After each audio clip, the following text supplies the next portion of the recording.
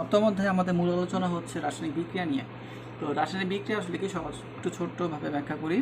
আমাদের যে পদার্থের পরিবর্তন হয় সেটাকে আমরা প্রধান দুই ভাগে ভাগ করতে পারি, ভৌত পরিবর্তন এবং রাসায়নিক পরিবর্তন।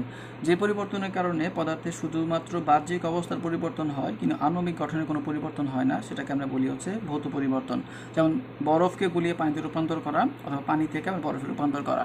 বরফের সংকেত H2O, পানির সংকেত H2O। তার মানে এখানে তাদের আণবিক গঠনের কোনো পরিবর্তন আসেনি, কিন্তু বরফ এবং পানির ভৌত অবস্থা ভিন্ন রকম। তো এই টাইপের পরিবর্তনকে আমরা বলি হচ্ছে গিয়ে ভৌত পরিবর্তন। আর রাসায়নিক পরিবর্তন হচ্ছে গিয়ে যে পরিবর্তনের কারণে পদার্থের আমূল পরিবর্তন ঘটে, হ্যাঁ, অর্থাৎ পদার্থের সম্পূর্ণ পরিবর্তিত হয়ে যায়, সেটাকে আমরা বলি হচ্ছে গিয়ে রাসায়নিক পরিবর্তন। যেমন চুনাপাথর বা ক্যালসিয়াম কার্বনেট, এটাকে যদি আমরা একটু তাপ প্রয়োগ করি সেখান থেকে উৎপন্ন হয় হচ্ছে গিয়ে চুন এবং উৎপন্ন হয় কার্বন ডাইঅক্সাইড গ্যাস। তাহলে এখানে কার্বন ডাইঅক্সাইড গ্যাস অথবা চুনের সাথে চুনাপাথরের ধর্মের তেমন কোনো মিল খুঁজেই পাওয়া যায় না এবং দেখতেও পুরোপুরি আলাদা। অর্থাৎ এই পরিবর্তনে পদার্থের বাহ্যিক এবং অভ্যন্তরীণ দুই ধরনের পরিবর্তনই এখান থেকে দেখা যায়। যখন রাসায়নিক পরিবর্তন সংঘটিত হয় এই প্রক্রিয়াটাকে আমরা বলি হচ্ছে গিয়ে রাসায়নিক বিক্রিয়া। আমাদের পুরো অধ্যায়টি মূলত এই বিক্রিয়াগুলো ধর্ম, তাদের শ্রেণীবিভাগ নিয়ে কাজ। রাসায়নিক বিক্রিয়াকে আমরা অনেকগুলো ভাগে ভাগ করতে পারি। এই ভাগটা নির্ভর করে হচ্ছে কিসের ভিত্তিতে ভাগ করছি। রাসায়নিক বিক্রিয়াকে দিকের ভিত্তিতে ভাগ করে দুই ভাগে, একমুখী বিক্রিয়া আর একটা হচ্ছে বহুমুখী বিক্রিয়া। যে বিক্রিয়া শুধুমাত্র একদিকে অগ্রসর হয়, যেমন আমরা হচ্ছে গিয়ে যখন ক্যালসিয়াম কার্বনেটকে উত্তপ্ত করি তখন আমরা এখান থেকে পাই চুন এবং হচ্ছে কার্বন ডাইঅক্সাইড গ্যাস। এই বিক্রিয়াতে চুনাপাথর থেকে আমাদের চুন এবং কার্বন ডাইঅক্সাইড গ্যাস পাওয়া গেলেও এদের থেকে আমরা নতুন করে আমরা এখানে ফিরে আসতে পারি না। এর কারণ হচ্ছে গিয়ে যে গ্যাসটা উৎপন্ন হয় সেটা খোলা বাতাসে রাখার কারণে বাইরে চলে যায়, তাই আমরা চাইলেও সেটাকে ফিরিয়ে অন্যদিকে নিয়ে আসতে পারি না। তো যেই বিক্রিয়াতে যেভাবে শুধুমাত্র বিক্রিয়ক থেকে উৎপাদ তৈরি করা যায় সেটাকে আমরা বলি হচ্ছে গিয়ে একমুখী বিক্রিয়া।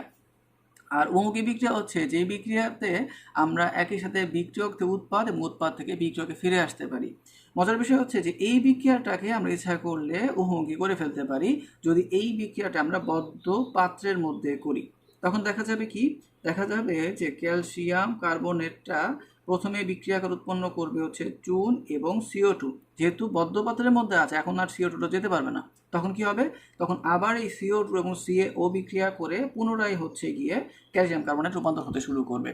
তাহলে বোঝা যাচ্ছে যে আসলে সকল বিক্রিয়ায় প্রকৃতপক্ষে বহুমুখী করা যায়, তবে বাস্তবে বিক্রিয়া যখন আমরা খোলা পাত্রের মধ্যে করি তখন অনেক অবস্থায় গ্যাসীয় উৎপাদ থাকার কারণে সেটা বাতাসে চলে যায় এবং সেই ক্ষেত্রে বিক্রিয়াটা পিছন দিকে আর ব্যাক করতে পারে না। তবে নির্দিষ্ট শর্ত সাপেক্ষে আসলে সকল বিক্রিয়াকে আমরা বহুমুখী হিসেবে প্রমাণ করতে পারি বা দেখাতে পারি।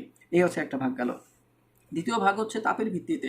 কোনো বিক্রিয়া তাপ উৎপন্ন হওয়া বা না উৎপন্ন হওয়ার ভিত্তিতে আমরা বিক্রিয়াকে দুই ভাগে ভাগ করতে পারি, একটা হচ্ছে তাপ উৎপাদী বিক্রিয়া, একটা হচ্ছে তাপ হারী বিক্রিয়া।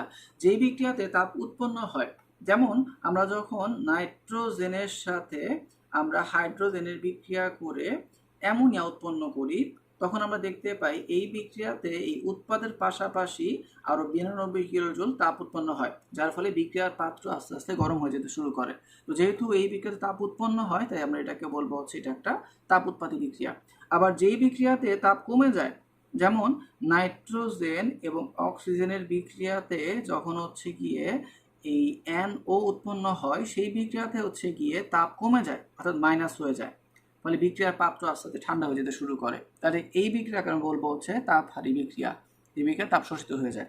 এই বিক্রিয়াগুলোকে প্রকাশ করার আরেকটা পদ্ধতি হচ্ছে গিয়ে যে সেটা হচ্ছে এইরকম, আমরা প্রথম বিক্রিয়াটাকে শুধু লিখি। যেমন এই বিক্রিয়াতে নাইট্রোজেন এবং হাইড্রোজেন বিক্রিয়া করে উৎপন্ন করছে হচ্ছে গিয়ে অ্যামোনিয়া। এখন যে পরিমাণ তাপ নির্গত অথবা শোষিত হয় সেটাকে আমরা প্রকাশ করি ডেল্টা H এর মাধ্যমে আলাদা করে লিখে। ডেল্টা H এর লেখার নিয়ম হচ্ছে গিয়ে যেই বিক্রিয়ার তাপ উৎপন্ন হয় সেই বিক্রিয়াতে ডেল্টা H এর মান হবে মাইনাস, অর্থাৎ এখানে লিখতে হবে -92। মাইনাস মানে বুঝবো এটা তাপ উৎপাদী বিক্রিয়া। আর যেই বিক্রিয়াতে তাপ শোষিত হয় অর্থাৎ পরের বিক্রিয়াটা, এই বিক্রিয়া লিখবো কীভাবে, এটা হবে N2 + O2 = 2NO। আর ডেল্টা H এর মান এই বিক্রিয়ার ক্ষেত্রে হবে হচ্ছে গিয়ে পজিটিভ, অর্থাৎ সেইটার সাথে লিখতে হবে পজিটিভ +180 কিলোজুল।